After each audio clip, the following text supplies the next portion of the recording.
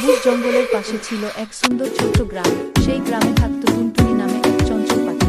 সে গাছের ডালে বসে সুন্দর সুন্দর গান গাইত, আর তার গানে সবাই খুশি হয়ে যেত। কিন্তু ওই জঙ্গলেই থাকত এক দুষ্টু বানর, তার নাম ছিল মনু। একদিন মনু দুষ্টুমি করে টুনটুনির খাবার লুকিয়ে ফেল। টুনটুনি খুব চিন্তায় পড়ে গেল।